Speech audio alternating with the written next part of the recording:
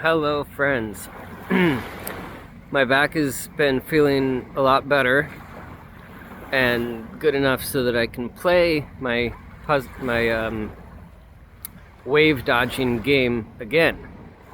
So now I'm playing two games. I'm playing the wave dodging game on my off days, and I'm playing the grab the buoy game with the crabbing, steering the boat on the work days. And I've modified the games, making the rules more better to suit the level I've gotten to. So they are getting harder. So this game, I now have to get it within just a couple feet of my feet 3 times for a point. And then it's got to get within like half a foot length of one of my toes without me moving for a point. And then, okay, so that's kind of the gist of the dodge game. If you have to jump back to dodge the wave, you only take 1 step back. To the right is the wrong way, to the left is making your points. If you get wet, you got to take like 5 steps back. And that's the wave dodging game. And so the buoy grabbing game, what I figured out is I need to get 10 buoy grabs within 3 seconds of being perfect for a touchdown. 5 buoy grabs within 3 seconds of being perfect for a field goal. Those completions, each buoy is a completion. Those also need to be grabbed, put in the block smoothly, and have the pot come up smoothly. All of that has to work to score a point. And it's not easy to do, but it is doable. And then with the bird counting, the flock needs to be 10 or more, double digit, counted correctly, flying. You guess how many birds are flying, and then you count them. And if you're definitive about your count, and your count is correct, you get a touchdown if it's double digits. Anything under between 7 and 9 guessed correctly, that's a field goal. Yeah. And so, and like I said, each buoy grab is a completion if it's totally smooth. If you have an unsmooth moment, then you gotta start over on that one, and then see if you can get 10 in a row. See if you can get 5 in a row. If you get 3 in a row that are perfect right to the second, that's a field goal. If you get 5 in a row that are perfect right to the second, that's a touchdown. And if you miss a buoy, that's an interception. And if I miss a buoy and can't get it on the second try, like I miss a buoy, I gotta correct and get the buoy on the second try. And if I mess up on the second try, that's a pick 6.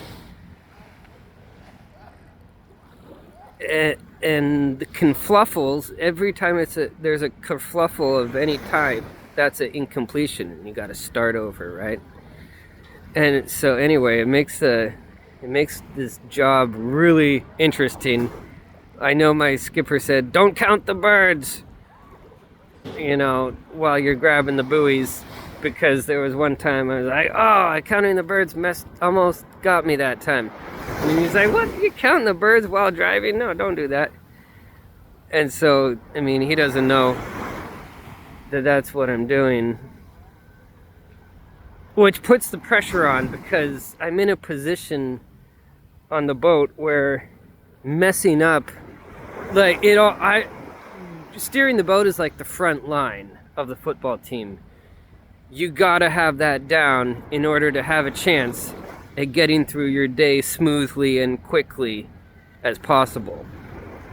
Because every time there's a kerfluffle, it adds time onto your day. Unnecessary time. And some of the kerfluffles are out of my hands, of course.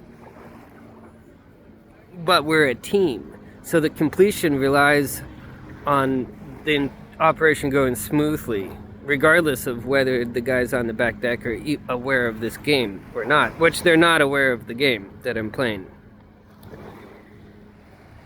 And if I thought that I was missing several buoys because I was trying to count these flocks of birds at the same time as getting the buoys, then I wouldn't be doing it. I'd dial it back. I'd be like, okay, I can only count the birds if I'm plenty far away from the next buoy.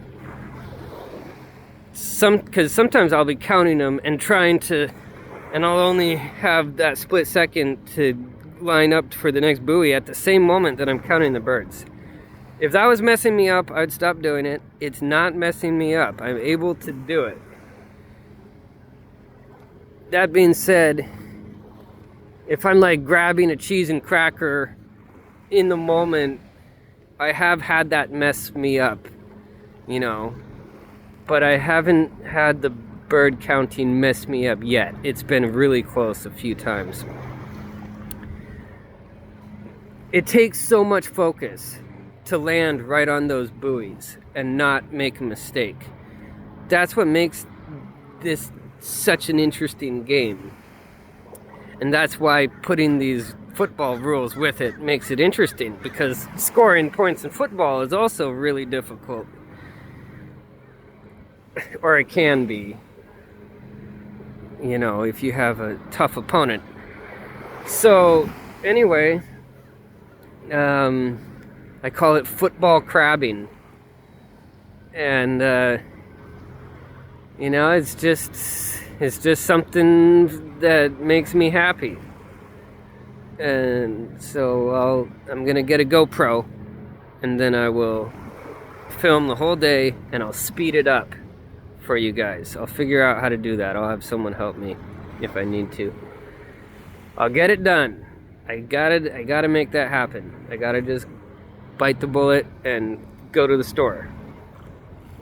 So anyway, you guys all enjoy your day, and tune in the future for crabbing football crabbing.